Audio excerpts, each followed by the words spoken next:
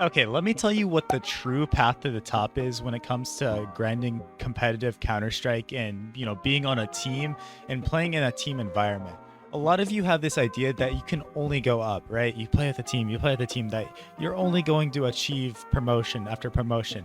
For those of you familiar with esea, and now it's going to be faceit, you have open, intermediate, main, advanced, ECL, then pro league, right? And in your mind, the only thing that's going to happen is you're going to go from open to IM to main to advanced to ECL. It doesn't work like that, guys. It doesn't.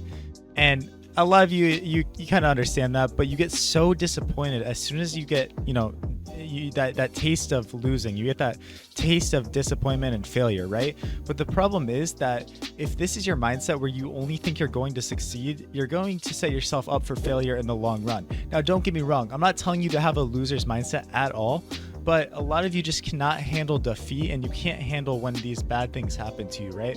What's going to happen is you're going to get so focused on trying to, get promoted every single time. And when you get cut from a team, when your team just fails and, falls apart, when these things that you can't control happen, you're going to be devastated, and it's going to make you want to quit the game. Trust me, one of the hardest things to deal with in Counter-Strike is burnout. I've talked about it before, and it's brutal. It's devastating, right? But the worst thing you can do is allow this failure to make you never want to play the game again, right?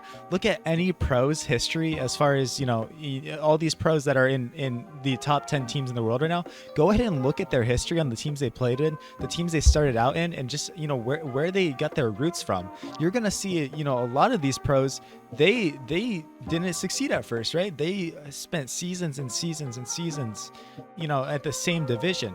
One guy that I think is the most incredible with this is Floppy. Floppy was a meme for the longest time because this man had over, I don't even know how many it was over 10 to 15 seasons of ECL in a row, which that's impressive, right? That is very impressive. But the thing was always like, man, this guy is the ECL warrior, right? Like he never break out of it. Well, did he let that stop him? Absolutely not. Absolutely not. Look where he is now. Complexity was a top 10 team in the world recently during the major and, all these RMRs. And he did not let that stop him, right? So I just want to give the message that, man, like the path to the top does not lead straight up. The path to the top goes through valleys and hills and, ups and downs, these snakes and ladders. Man, there's so much stuff that goes on. And if you get caught up in the now instead of looking at the big picture, you are setting yourself up for failure. It doesn't matter if you have 5 seasons of open. It doesn't matter if you suck at the game right now. Why does that determine your future? Somebody's going to take a chance on you. Do every single thing you can with the resources you're already given and the teams that want to take a chance on you, the players that are around you.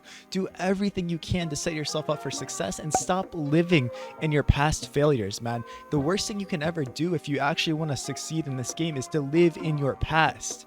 Why? That is so stupid, right? Don't do that. Don't think back to, oh man, 3 seasons ago we could have made playoffs, we could have won, we could have done this. Who cares? Take the lessons you learned and apply them to now so that you can make sure you never repeat those failures and that you're setting yourself up to succeed now. We want to live in the now, not the past. So I just wanted to tell you guys that today. And this is a little different style of a video, but you need that motivation. You need someone to tell you this because you're struggling right now, and a lot of you that watching this don't even have a team, right? Man, if you don't even have a team right now, you need to keep working, because I'm telling you, this game just is so rewarding. It is so rewarding when you have a group of people that you can grind with and, compete in leagues and divisions and, tournaments, all these things. And eventually, maybe make some prize money, win some stuff, play in these divisions that are going to give you these rewards.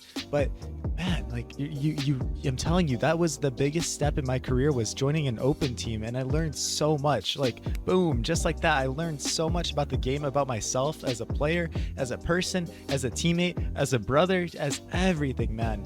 I'm telling you guys, the best thing you can do with CS2 coming up is to join a team. No matter how bad you are, how bad your teammates are, how good your opponents may feel, you're going to learn so much. So please, this is probably one of my most important messages I've ever shared. Man, like, I'm telling you guys, it's just something I wish someone would have just punched me and told me this, man, before. I wasted so many hours in this game just playing matchmaking. I probably had 5,000 or 6,000 hours in matchmaking before I even started, realizing all this stuff, because nobody ever sat me down and told me all of this. So please take this message and actually apply it to your career, because you're gonna thank yourself. You're gonna thank yourself so much that you took that initiative and actually did something with this talent that you have in this video game. It's a blessing. You have a talent. You're better than so many people in this world. You have so much more drive. So do something with it, please.